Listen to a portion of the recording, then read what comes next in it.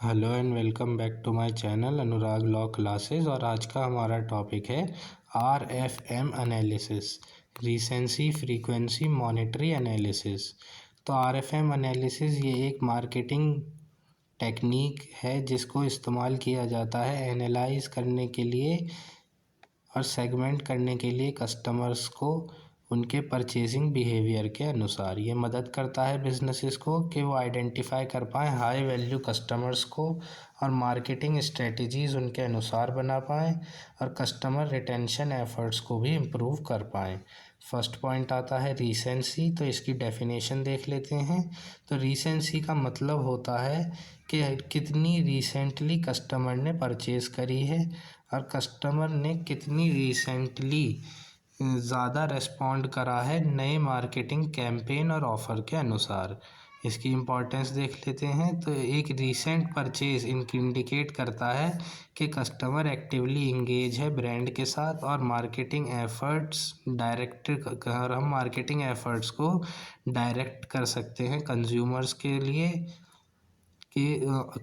के लिए और ये ज़्यादा इफ़ेक्टिव भी रहेगा कंज्यूमर्स के लिए।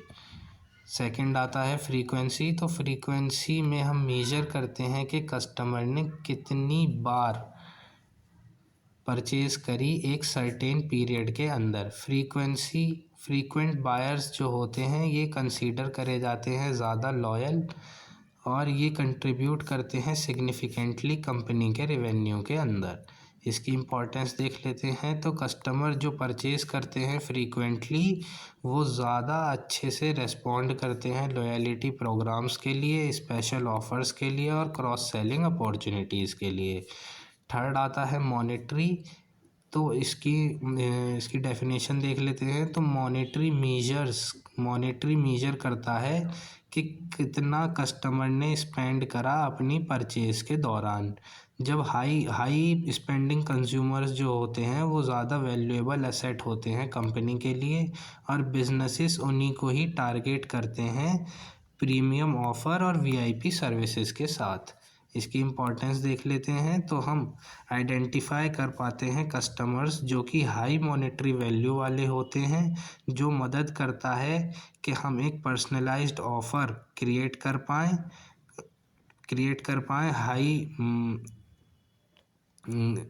इसकी इम्पोर्टेंस देख लेते हैं। तो मॉनेटरी के द्वारा हम आइडेंटिफाई कर पाते हैं कस्टमर्स को जिनकी हाई मॉनेटरी वैल्यू होती है और ये मदद करता है पर्सनलाइज्ड ऑफ़र को बनाने में और प्राइसिंग स्ट्रेटजीज़ को बनाने में और इनका एम रहता है कि रिटेन करें हाई वैल्यू कस्टमर्स को।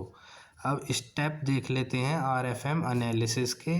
तो फर्स्ट आता है कलेक्ट ट्रांजैक्शन डेटा।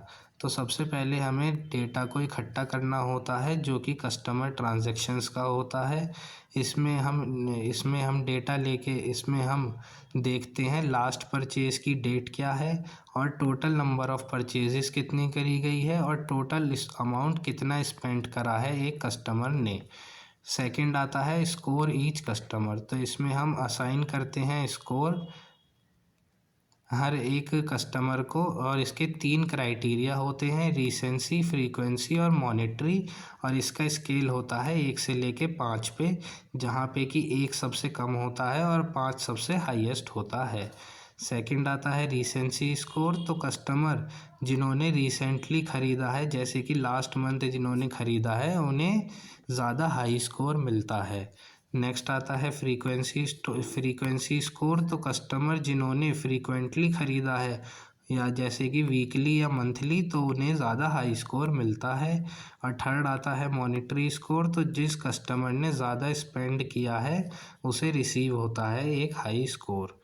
थर्ड आता है सेगमेंटेशन। तो हम कंबाइन करते हैं स्कोर्स को, रीसेंसी, फ्रीक्वेंसी और मॉनेटरी के स्कोर्स को हम कंबाइन करते हैं ताकि हम कस्टमर सेगमेंट को क्रिएट कर सकें। जैसे कि एक कस्टमर है जिसकी हाई रीसेंसी, फ्रीक्वेंसी और मॉनेटरी स्कोर्स हैं, तो उसे हम चैम्पियन रख सकते हैं जो कि एक लॉयल और वैल्यूएबल कस्टमर माना जाएगा। और वहीं पर ही जिस कस्टमर का लो स्कोर है सभी तीनों एरिया में, तो उसे एट रिस्क या इनएक्टिव कस्टमर समझा जाएगा। फोर्थ आता है टारगेटिंग। फोर्थ आता है टारगेटिंग। तो हम इस्तेमाल करते हैं सेगमेंट्स का ताकि हम टेलर्ड मार्केटिंग कैंपेन्स बना सकें हर एक ग्रुप के लिए। जैसे कि हाई रिसेंसी, हाई फ्रीक्वेंसी और हाई मॉनेटरी वालों के लिए हम टारगेट करते हैं लॉयल्टी रिवॉर्ड या एक्सक्लूसिव ऑफ़र, और लो रिसेंसी, लो फ्रीक्वेंसी और लो मॉनेटरी कंज्यूमर्स के लिए हमें री इंगेजमेंट स्ट्रेटजीज़ की ज़रूरत होती है, जैसे कि डिस्काउंट या पर्सनलाइज्ड कम्युनिकेशन, ताकि हम उन कंज्यूमर को फिर से वापस लेके आ पाएँ। लास्ट पॉइंट आता है मीजरिंग इफ़ेक्टिवनेस। तो इसमें हम रेगुलरली मॉनिटर करते हैं इम्पैक्ट टारगेटेड कैंपेन्स का कस्टमर के रिटेंशन पे, कन्वर्जन रेट पे और रेवेन्यू पे, और हम एडजस्ट करते हैं स्ट्रेटजीज़ को अपने रिजल्ट्स के अनुसार। नेक्स्ट हमारा टॉपिक है benefits of market basket analysis and RFM analysis. तो फर्स्ट पॉइंट है टारगेटेड मार्केटिंग। तो बोथ एमबीए और आरएफएम एनालिसिस मदद करते हैं बिजनेसेस को ताकि ये क्रिएट कर सकें हाईली टारगेटेड मार्केटिंग कैंपेन जो कि टेलर्ड होते हैं कस्टमर बिहेवियर और प्रेफरेंसेस के अनुसार। सेकंड आता है इंक्रीज्ड सेल। तो जब हम समझते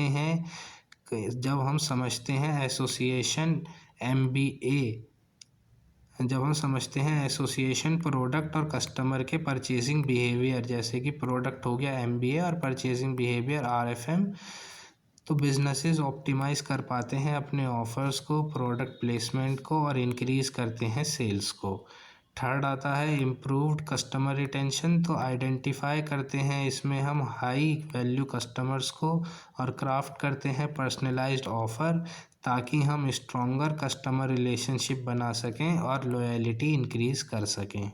लास्ट आता है एनहेंस डिसीजन मेकिंग। तो दोनों टेक्निक्स हमें वैल्यूएबल इंसाइट्स देती हैं कस्टमर के बिहेवियर के बारे में और मदद करती हैं बिजनेसेस को कि वो डेटा ड्रिवन डिसीजन ले पाएँ प्रमोशंस के रिगार्डिंग, प्रोडक्ट बंडलिंग के रिगार्डिंग और प्राइसिंग स्ट्रेटजीज़ के रिगार्डिंग।